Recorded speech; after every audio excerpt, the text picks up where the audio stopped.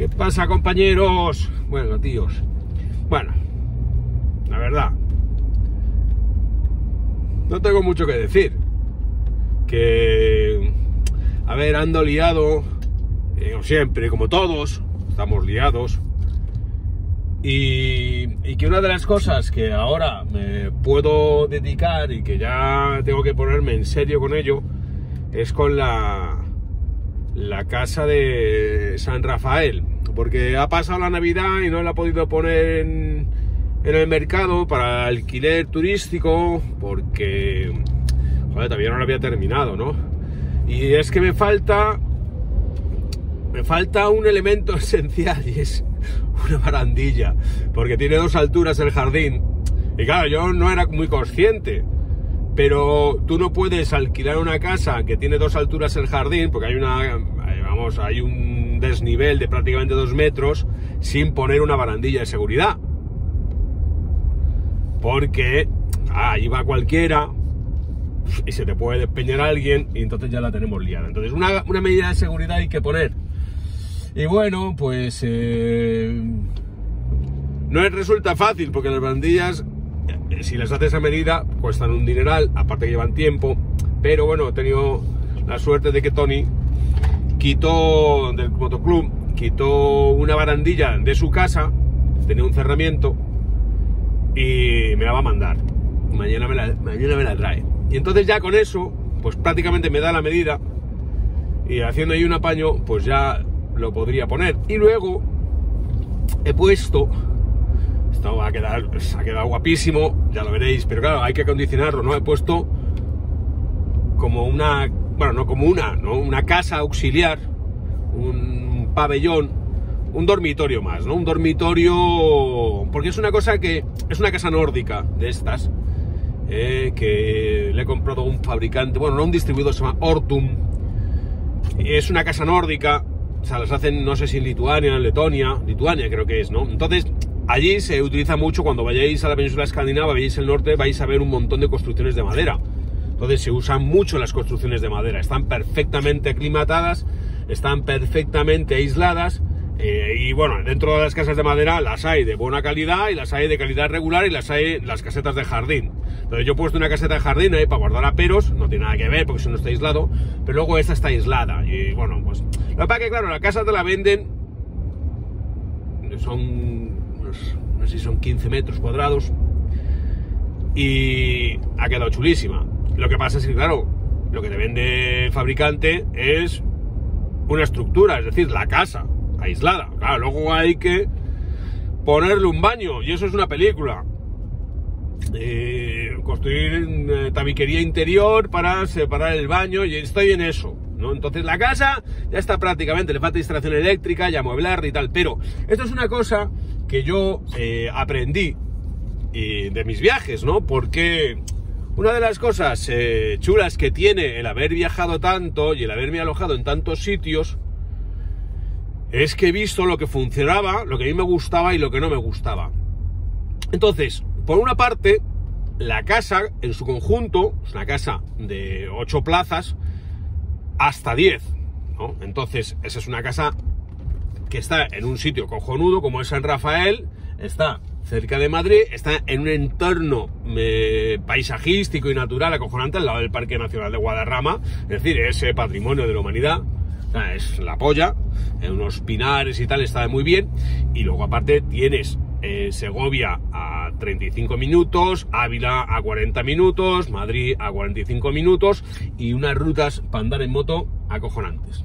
Es decir, hay tanto para hacer pistas, no en el Parque Nacional de Guadarrama, porque ahí si te pillan te crujen, aunque yo me conozco una que está, digamos, bordeando, que es acojonante, la tengo en el programa de rutas trail legal en la Comunidad de Madrid, en el programa Nómada, en la plataforma nomadatv.es, una cosa que os recomiendo que veáis, ¿no? Sobre todo los que vivís en Madrid, tenéis motos trail y queréis salir, ¿no? Porque precisamente son rutas que te puedes hacer con una maxi trail, es decir, no son rutas para reventar la moto, son caminos de circulación legal, pero sin asfaltar. Entonces es lo que podrías hacerte con un SUV. ¿no? Esta de Guadarrama está un poquito en mal estado, entonces cuesta un poquito más, pero una moto trail te lo hace perfectamente. Y es un paraje flipante, o sea, es precioso. Pero, y eso está, bueno, desde allí ves San Rafael, es acojonante, es precioso el entorno. Pero entonces yo, ¿qué es lo que vi cuando yo viajé por Europa y tal, ¿no? Pero yo, por ejemplo, uno de los países que he recorrido para hacer el programa La Trópico Polar, desde el Círculo Polar Ártico, del Trópico de Cáncer al Círculo Polar Ártico, fue el tramo de Pirineos a Alpes, las grandes cordilleras montañosas. Entonces, yo hice una cosa muy chula, que la gente no suele hacer, que fue recorrer mi interior por Occitania, Francia, por el interior, en vez de por la autopista. Porque normalmente cuando vamos hacia los Alpes nos metemos en un palizón de autopista, que es un coñazo, porque las autopistas en Francia son súper caras y tienen muchísimo tráfico. Es todo el corredor mediterráneo, por ahí hay un tráfico acojonante. Entonces son horrorosas, a mí me parecen espantosas. Entonces yo no quería ir por ahí, entonces yo me metí por lo que es el Languedoc-Occitania y lo que hice fue buscarme carreterillas que recorriesen lo que llaman los franceses gorges, ¿no? Las gargantas. Espectacular, una cosa espectacular. Tardas más, pero es mucho más divertido y por tanto haces un viaje mucho, mucho más bonito. Entonces yo hice ese viaje y el problema que tiene Francia es que es un país muy caro. A mí me parece un país carísimo. Entonces es más caro que España, es más caro que Italia y dormir de hotel cuesta un dineral. Entonces, ¿yo qué hacía? Pues lo que muchos de vosotros hacéis, sobre todo cuando viajamos solos y no nos porque yo, claro, cuando viajo con mi mujer no puedo tirar a lo más barato. Yo cuando viajo solo me meto en booking.com y lo que hago es el alojamiento más barato. ¡Pum! Y ahí me quedo, porque yo simplemente voy a dormir una noche y a seguir mi viaje. Y eso es lo que hace todo el mundo. Entonces, el que tiene el alojamiento más barato en Booking lo tiene siempre lleno. O sea, siempre tiene clientela, porque hay mucha gente que va al más barato, porque para dormir, pues, y luego en Francia funcionan mucho unos hoteles que se llaman Fórmula 1, que son hoteles que prácticamente no tienen gente en recepción, sino que tú los contratas por internet o allí mismo es una máquina y entonces te abre la habitación y la habitación no tiene nada. A veces no tiene ni servicio, tiene un servicio compartido. Lo que ocurre es que esos hoteles, en las grandes ciudades, como yo dormí por ejemplo en Nimes, están petados, o sea, están llenos. Porque hay gente que se mueve, que trabaja, que se desplaza, entonces pues van a esos sitios. Entonces ¿yo qué hago? Yo miro qué es lo que hay disponible en Booking.com, lo más barato, y me sale lo más barato que hay disponible. Y entonces yo que me encontraba cuando fui a Francia, tanto en Nimes, como por ejemplo en una... Joder, ahora mismo no recuerdo, pero vamos, una ciudad también que la tenéis en el episodio, una ciudad de los Alpes, desde la cual se va a Briançon, pero no, o sea, Embrun me parece que era. Embrun, sí, una ciudad acojonante, o sea, ya en un paraje natural, lo que pasa que tiene mucha gente, ¿no? Y entonces ahí, ¿qué hago? Yo busco, ¿y qué es lo que me encontraba que tenían los franceses? Que a mí me parecía muy práctico, muy útil. Pues tenían lo que estoy haciendo yo, es decir, el tío en su casa se había construido una especie de zulillo para los huéspedes. Entonces tenía una en el garaje o se había construido una habitacioncita. En esa habitacioncita, que con elementos muy básicos, tenía un baño, una cama, pero vamos, yo me he encontrado camas que estaban directamente, en Nimes, por ejemplo, estaban directamente sobre palés de madera. Y ahí tenía el tío el colchón, hombre, era un poco cutre, pero no sé si me costaba 70 o 75 pavos. O sea, lo más barato que había en Francia. Entonces ahí me dio la idea. Dije, hostia, si tú te buscas en esta casa, te pones aquí esta caseta de madera, tú puedes tener allí a alguien alojado sin que solamente un tío solo o una pareja. Incluso, como yo he dormido ahí en Embrun, eran literas. Tú duermes en una litera. Oye, estás de viaje, pues es lo que hay. Y no sé si me costaba también en temporada baja, 75 pavos. O sea que eso en temporada alta lo tiene el tío lleno y cobra una pasta. Pero la esencia era la misma. Es decir, en la vivienda del tío tenía un espacio, un apartamentito pequeñito, individualizado, donde tenías una pequeña cocina, donde tenías un baño y sobre todo tenías una cama para dormir. Entonces, si yo ahí pongo un sofá cama y 2 literas, pues joder, es que en un momento dado se me pueden meter 4 personas, no 4 adultos porque es muy pequeño, pero sin embargo un matrimonio con 2 niños que estén de viaje caben perfectamente y no ocupan el resto de la casa y por tanto lo puedes ofrecer a un precio mucho más barato. Bueno, en esas estoy. ¿Y yo qué es lo que estoy haciendo? Y por eso creo que va a ser interesante la casa, ¿no? Porque como casas rurales hay muchas. Allí en San Rafael hay una oferta limitada, o sea, es una zona cojonuda, pero hay una oferta limitada porque San Rafael es un pueblo curioso, es un pueblo con unas casas de puta madre, hay mucha gente, digamos, de segunda residencia de Madrid, pero no ha crecido descomunalmente. Entonces está muy bien. Está muy bien. Está ahí en medio camino entre, yo no sé si os he contado, que era una posta del camino que iba desde Madrid hasta la granja y ahí descansaban los reyes cuando iban a veranear a la granja, porque claro, habían cruzado la Sierra de Guadarrama, entonces no había túnel ni había autopista, entonces cuando cruzaban el Alto del León ahí en Carromato, que era jodido, pues no había coches, pues ahí ya venían cansados y se quedaban en San Rafael y alrededor de esa posta se creó el pueblo de San Rafael en el siglo XXI. Bueno, tío, sigo contando estos luego. Vale. Entonces, esto es lo que me estoy haciendo y a lo que me refería es que como yo tengo tanta experiencia como viajero y de haberme quedado en tantos sitios, creo que voy a poder ofrecer las cosas que yo he agradecido. Que al final es un espacio, digamos, confortable, bien ubicado y que no tenga mucha pijada y que no me cobren extra por pijadas que yo no voy a utilizar.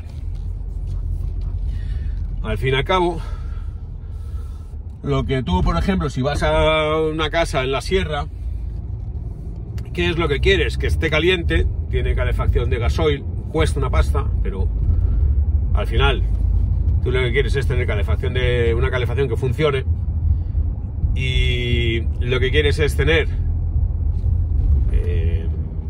la bebida, o sea, entonces habrá la opción de contratar el cajón de cervezas incluido como un extra. Pero oye, yo por ejemplo, si me dice, cuando voy a Booking, me dice el tío, por tanto dinero tienes la nevera llena de birras, pues seguramente le hubiera dicho siempre que sí, para no tener que ir cuando ya estoy cansado en busca de las birras. Después, ¿qué te apetecería tener? Pues joder, una terraza donde me pueda sentar, que eso es, digamos, el valor extra, y donde me pueda hacer una barbacoa. Pues eso, barbacoa habrá. Y entonces habrá tanto en la vivienda principal como después en este anejo, que eso está en una parte separada del jardín. Ya lo enseñé en el vídeo, va a quedar muy chulo. Y entonces ahí, ¿qué es lo que te va a permitir? Pues que tú estés en esa casita y tengas ahí tu mesita en el jardín y una barbacoa para poder hacerte tu barbacoa, tu parrilla y estar allí sentado en la mesita. Entonces, ¿eso qué significa? Que tienes un desahogo de puta madre. Es decir, no solamente tienes este cuarto pequeño para dormir, sino que puedes salir al jardín y te puedes ahí, digamos, desahogar, ¿no? Y sobre todo en primavera o en verano va a ser fucking paradise. Entonces, bueno, todavía tengo que ver eso a los precios, porque yo todavía no estoy metido en este rollo bien de los alojamientos, ¿no? Pero bueno, al final, a todo, como todo, aprendes, ¿no? Tengo que poner las normas de la casa. Hombre, no se puede fumar, eso básico, no se pueden meter bichos, animales, los niños sí. Y hay que cuidar la casa, ¿no? Es como, pero bueno, lo que tú harías, lo que pasa es que bueno, hay gente tan animal. Pero yo lo que espero es que funcione sobre todo entre los miembros de mi comunidad, a los cuales, por supuesto, trataré mejor en el sentido que les haré mejor precio. Y sobre todo, pues, los intentaré verles yo. Es decir, si viene un socio o viene un suscriptor, evidentemente intentaré por lo menos pasarme para la entrega de las llaves o para tomar una cerveza o algo de eso, ¿sabes? Si es alguien que va por Booking, pues allí hay una persona ya contratada que se encargará de estas cosas, ¿no? Pero bueno, ese es un poco el el planteamiento. Así que ya os iré informando de cómo va este asunto. Y por lo demás, pues no sé, ¿no? ¿Qué queréis que os diga? El mundo... Hay cosas que nos deberían preocupar en el horizonte. A mí lo que me preocupa del horizonte, o sea, lo que me preocupa de la situación actual es que estamos nosotros en España, que no sé, estamos... nos preocupamos mucho de la situación política interna, es decir, de si unos, los otros, más allá, estamos metidos aquí entre todo el día en si son galgos o podencos, pero no nos fijamos, prácticamente no nos interesa lo que sucede en el mundo exterior. Y a mí eso es lo que me parece realmente interesante, la evolución de la guerra de Ucrania.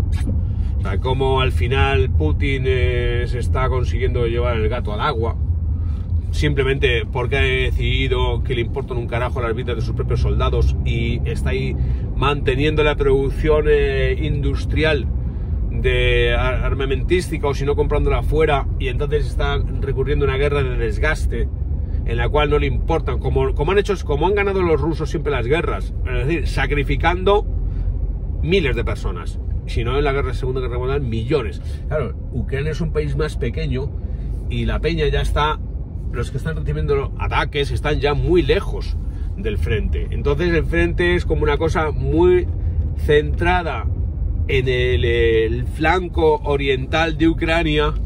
Prácticamente es como estaba al principio, antes de la invasión, el Donetsk, el Donbass, y hombre, Zelensky intenta recuperar eso, pero la verdad es que eso se ha enquistado y al final la gente lo que quiere es vivir. Entonces, cuando le pides mucho a tu población durante mucho tiempo, pues empieza el ardor guerrero a flaquear, la gente ya no quiere ir al frente y tal, ¿no? Después, hombre, es súper preocupante lo que se está desarrollando en el Mar Rojo. Eso es súper preocupante porque nos afecta a todos. Aquí la gente, cuando se piensa, como está el mundo tan interconectado, la alteración de las rutas esenciales del comercio es que tiene consecuencias dramáticas para todo el mundo. O sea, por ejemplo, si tú restringes el paso de buques mercantes por el Mar Rojo, ¿qué estás haciendo? Primero, haciendo más larga la navegación, más consumo de combustible, más contaminación y más caro. Más tiempo de travesía, más caro. Pero luego aparte, estás reduciendo el tráfico por el canal de Suez, con lo cual estás dejando a un país esencial de la región como es Egipto, como daño colateral, sin las divisas que provoca o que produce el tránsito por el canal de Suez. Y Egipto, básicamente, es un país enorme, básicamente vive del turismo, está muy dañado, aunque está peor, y de las divisas del canal de Suez. Si reduces todavía más los ingresos de ese país, pues aumenta su inestabilidad. Y Egipto es un país trascendental en la región. Y luego tú quieres la justicia en el mundo y quieres que no se contamine, pero no quieres pagar más por nada.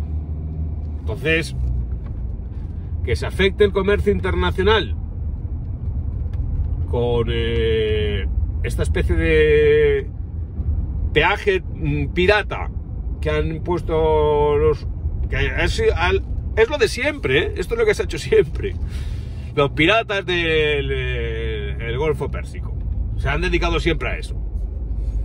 Bueno, pues ahora los yemeníes, pues con el apoyo de Irán, porque esa es la historia, esa gente sin el apoyo de Irán no iría a ningún sitio, pues ahora mismo Irán se ha convertido en un estado muy tocapelotas.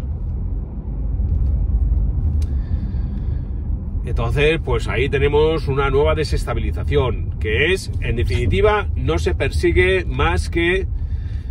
Bueno, en realidad lo que se persigue es aglutinar al mundo árabe en torno a un enemigo, cuando los enemigos más acérrimos son los chiíes y los suníes. Sin embargo, cuando se consigue excitar el celo de Estados Unidos y por una parte tienes a Israel dando por saco a los palestinos, y por otro lado tienes a Estados Unidos y Reino Unido bombardeando a los chiíes en Yemen, no en Irán, sino en Yemen, porque los están utilizando como carne de cañón, como cebo, lo que haces es que los musulmanes de todo el mundo se encabronen y entonces dejen de pensar en sus diferencias entre chiíes y suníes y entonces lo que piensen es en lo malvado que es el gran Satán de América. Todo son cosas desagradables que no van a ningún van a ningún sitio bueno. Y esta es un poco la cosa que a mí me toca un pelín los huevos, que el mundo podría ser un sitio mucho más confortable, próspero y amable si estas tensiones geopolíticas no estuvieran tan desatadas. Es decir, ya tenemos bastantes líos y el mundo ya es bastante complejo y ya es bastante difícil que funcione la economía creando prosperidad y sin que aumenten enormemente las desigualdades, como para que encima lo dificultes todo a base de conflictos geopolíticos que en realidad no benefician a nadie y que son en gran parte una huida hacia adelante. En gran parte esto que está pasando con Irán es una huida hacia adelante por su propia contestación interna. Yo, como he estado en Irán, sé cómo son los iraníes. Son súper amables, súper educados, es decir, es un pueblo educado. O sea, gran parte de la población iraní es joven y es estudiante de ingeniería. Es un país que crece, pero una de las frases que siempre se me ha quedado grabada es cuando a mí me acogieron unos iraníes jóvenes y me llevaron en su coche para llevarme a cenar, y en ese momento había